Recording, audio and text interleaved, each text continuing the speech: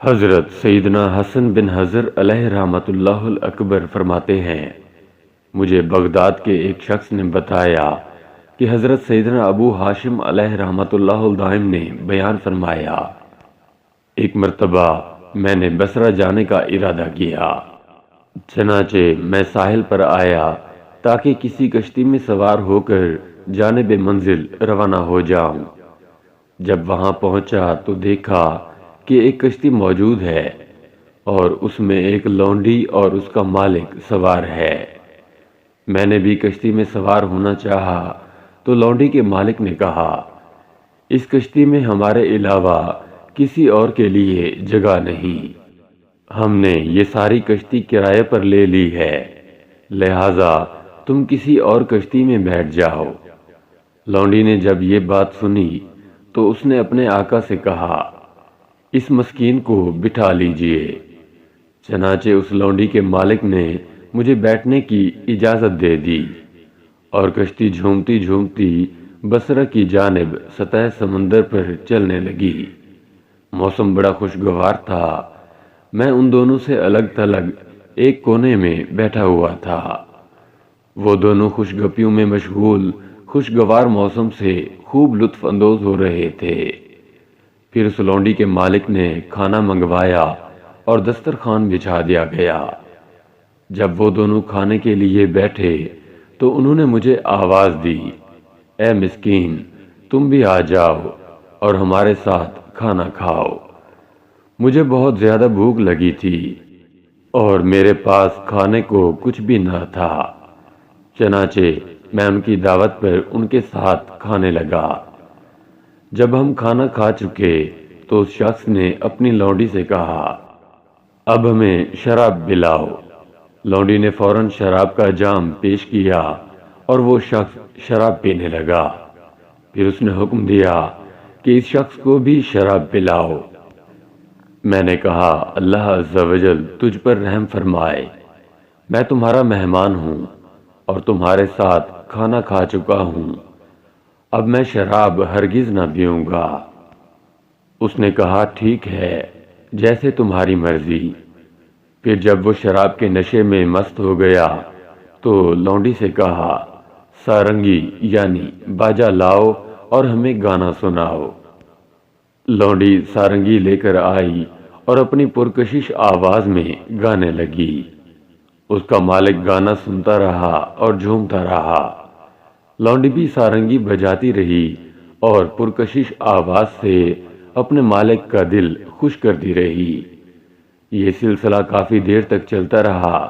وہ دونوں اپنی ان رنگینیوں میں بدمست تھے اور میں اپنے رب عز و جل کے ذکر میں مشغول رہا۔ جب کافی دیر گزر گئی اور اس کا نشہ کچھ کم ہوا تو وہ میری طرف متوجہ ہوا اور کہنے لگا، کیا تو نے پہلے کبھی اس سے اچھا گانا سنا ہے؟ دیکھو کتنے پیارے انداز میں اس حسینہ نے گانا گایا ہے، کیا تم بھی ایسا گا سکتے ہو؟ میں نے کہا، میں ایک ایسا کلام آپ کو سنا سکتا ہوں جس کے مقابلے میں یہ گانا کچھ حیثیت نہیں رکھتا۔ اس نے حیران ہو کر کہا، کیا گانوں سے بہتر بھی کوئی کلام ہے؟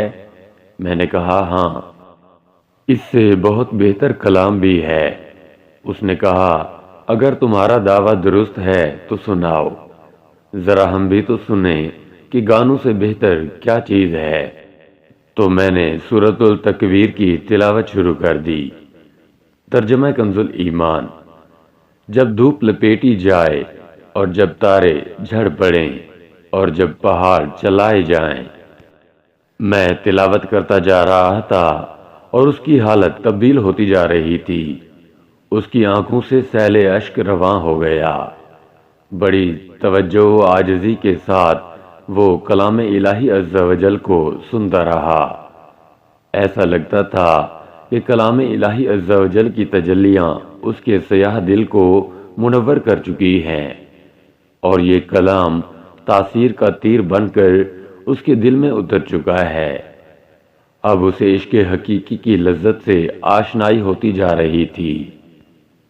تلاوت کرتے ہوئے جب میں اس آیت مبارکہ پر پہنچا، ترجمہ کنز الایمان۔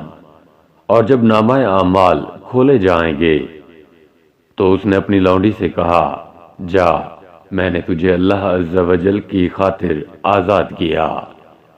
پھر اس نے اپنے سامنے رکھے ہوئے شراب کے سارے برتن سمندر میں انڈیل دیے، سارنگی، باجا اور آلات لہو و لعاب سب توڑ ڈالے۔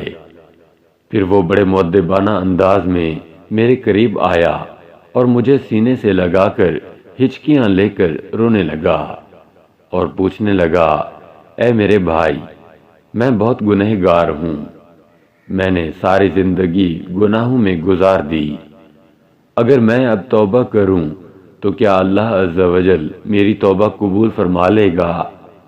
میں نے اسے بڑی محبت دی اور کہا، بے شک اللہ عز و جل توبہ کرنے والوں اور پاکیزگی حاصل کرنے والوں کو بہت پسند فرماتا ہے، وہ تو توبہ کرنے والوں سے بہت خوش ہوتا ہے۔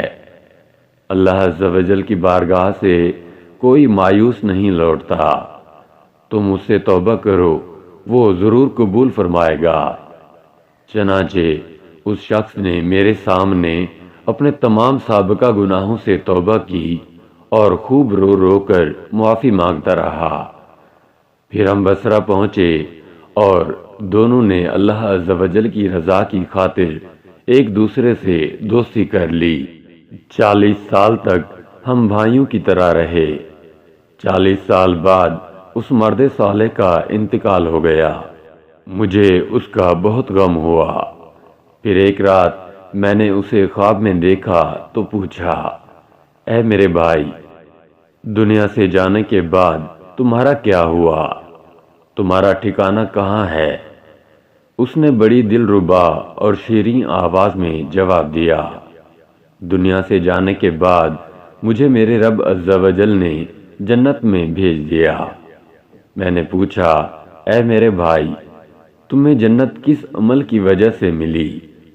اس نے جواب دیا، جب تم نے مجھے یہ آیت سنائی تھی۔ ترجمہ، اور جب نامہ اعمال کھولے جائیں گے تو اسی آیت کی برکت سے میری زندگی میں انقلاب آ گیا تھا، اسی وجہ سے میری مغفرت ہو گئی اور مجھے جنت عطا کر دی گئی۔ اللہ عز و جل کی ان پر رحمت ہو اور ان کے صدقے ہماری مغفرت ہو، آمین، بجاہ نبی الامین صلی اللہ تعالی علیہ وآلہ وسلم۔ اللہ عز و جل سے دعا ہے کہ ہمیں بھی اپنے گناہوں سے سچی توبہ کرنے کی توفیق عطا فرمائے، آمین ثم آمین۔